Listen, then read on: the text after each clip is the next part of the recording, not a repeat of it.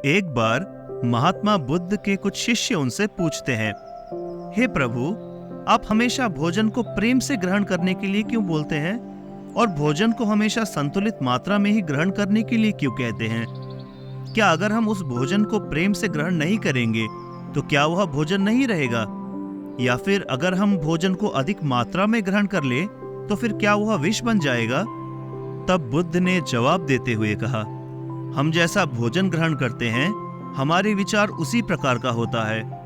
भोजन से यहाँ बुद्ध का मतलब उन सभी चीजों से है जो हम ग्रहण करते हैं, फिर चाहे वह खाने पीने की चीज हो या फिर जानकारी ग्रहण करने की बात हो। दोनों ही चीजें हमारे जीवन को बहुत गहराई तक प्रभावित करते हैं। बुद्ध अपने शिष्यों से कहते हैं, मैं तुम्हें एक छोटी सी कहानी सुनाता हूँ, इससे तुम इस बात को अच्छी तरह से समझ पाओगे। कहानी को तुम बहुत ध्यान से सुनना और अपना ध्यान भटकने बिल्कुल नहीं देना। दोस्तों, आप लोग भी इस कहानी को बहुत ध्यान से सुनिए ताकि आप लोगों को भी इस सवाल का जवाब मिल जाए। कहानी शुरू करने से पहले आप लोगों से एक छोटा सा निवेदन है कि ऐसी कहानियों को बनाने के लिए हम बहुत मेहनत करते हैं।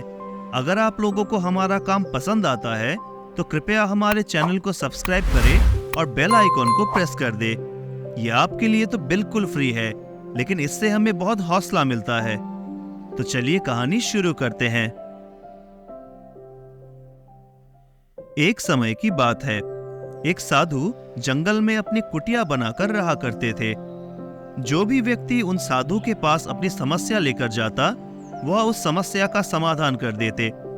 धीरे धीरे आसपास के गांव के लोग भी अपनी समस्या लेकर साधु से मिलने के लिए आने लगे और वह सबकी समस्या का समाधान कर देते।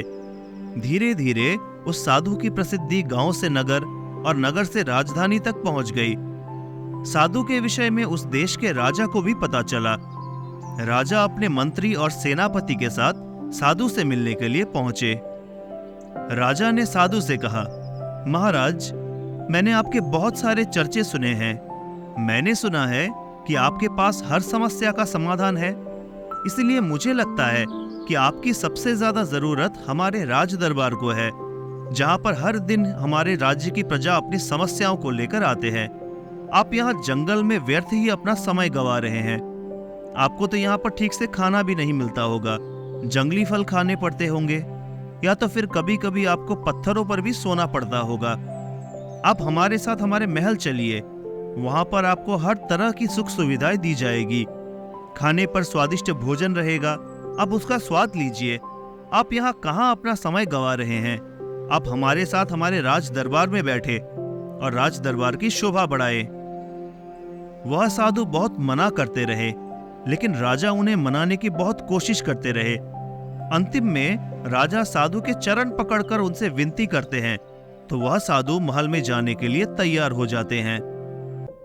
महल में राजा साधु को हर तरह की सुख सुविधा की व्यवस्था कर देते हैं। धीरे धीरे ऐसे ही समय बीतता है और समय बीतने के साथ साथ साधु के व्यवहार में भी परिवर्तन आने लगता है। आप विश्वास नहीं करेंगे, लेकिन उस महल में रहते रहते साधु के व्यवहार में बहुत परिवर्तन आने लगता है। इस बात को वह साधु भी समझ नहीं पा रहे होते हैं कि उनके व्यवहार में इतना परिवर्तन क्यों आ रहा है।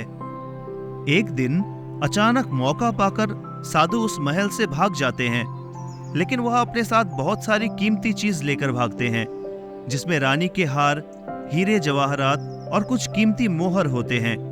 जब राजा को साधु के चोरी के बारे में पता चलता है, तो वह अपने कुछ सिपाहियों को उस साधु के पीछे भेज देते हैं। साधु को पकड़ने के लिए सिपाही चारों तरफ ढूंढते हैं, लेकिन कहीं भी उनको साधु नहीं मिलते और इधर साधु भागते भागते जंगल की तरफ आ जाते हैं। भागते भागते वह साधु काफी थक चुके थे। जंगल के बीचों बीच एक बड़ा सा पेड़ दिखा, तो वह साधु उस पेड़ के नीचे विश्राम करने के लिए बैठ गए। जैसे ही वह उस पेड़ के नीचे बैठते हैं, तब पेड़ से एक फल टूटकर साधु के पास गिरता है। साधु को बहुत जोरों की भूख लगी हुई थी, क्योंकि वह काफी देर से भाग रहे थे, इसीलिए उन्होंने जल्दी से उस फल को खा लिया। असल में वह फल एक औषधि थी, जो कि पेट में जाने के बाद उसे बीमार कर देती है। अगर बिना जरूरत के औषधि भी ली जाए तो वह भी इंसान को बीमार बना सकती है। वह औषधि उस साधु को बहुत ज्यादा बीमार कर देती है वह इतना ज्यादा बीमार हो जाते हैं कि उनकी मरने की हालत हो जाती है और उनका शरीर सूख कर बिल्कुल एक लकड़ी जैसा हो जाता है। अब उस साधु को विचार आता है कि आखिर मैं क्यों उस धन को लेकर भाग रहा हूं। मैं तो एक संत था, न जाने मुझे क्या हो गया। पता नहीं इस धन को मैं व्यर्थ में ही क्यों लेकर भाग रहा हूं। यह सब विचार आते ही वह साधु आत्मग्लानि के भाव से भर जाते हैं। उन्हें बहुत पश्चाताप होता है। ठीक होने के कुछ दिन बाद वह महल वापस जाते हैं और उस राजा का धन वापस लौटा देते हैं।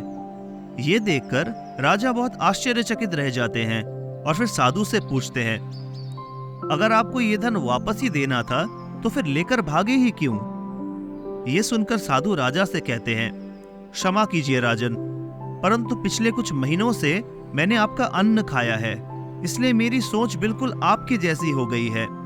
वह तो भला हो उस वृक्ष का जिसने मुझे औषधि वाली फल दे दी, जिसे खाने से मैं बीमार पड़ गया, और आपका जितना भी मैंने खाया था वह सब उस बीमारी में ही निकल गया। तब जाकर मुझे होश आया कि मैं कितना गलत कर रहा था। साधु राजा से आगे और भी कहते हैं, वैसे भी आपके पास जितना धन है वह आपने मेहनत से नहीं कमाया है, या तो आपने उन्हें किसी से छीना है, लूटा है, या फिर वसूली से कमाया है। इसीलिए इस धन के अन्न से मेरी बुद्धि भ्रष्ट हो गई। कहानी खत्म करने के बाद बुद्ध अपने शिष्यों से कहते हैं, जो भी अन्न हम ग्रहण करते हैं वह संपूर्ण रूप से हमारा भविष्य निर्धारण करता है। इसीलिए मैं तुम लोगों से कहना चाहता हूं कि अगर किसी चीज को ग्रहण करना है तो उससे पहले ये जरूर याद कर लेना कि वह चीज कहां से आई है। क्या वह पाप से आया है, क्रोध से आया है, ईर्ष्या से आया है, या प्रेम से आया है? या फिर उन चीजों को हम जिस धन से खरीद रहे हैं वो कैसे कमाया गया है? क्योंकि जो भी तुम अपने अंदर ग्रहण करते हो, चाहे वह भोजन हो या विचार, ये दोनों ही तय करते हैं कि तुम्हारा भविष्य कैसा होगा। आशा करता हूं आप लोगों को इस कहानी से कुछ सीखने को मिला। कहानी पसंद आई हो तो कमेंट बॉक्स में नमो बुद्धाय जरूर लिखिए, और ऐसी ही कहानियों को सुनने के लिए हमारे चैनल को जरूर सब्सक्राइब करें और बेल आइकॉन को प्रेस कर दें। तो मिलते हैं अगली कहानी के साथ, तब तक के लिए नमो बुद्धाय।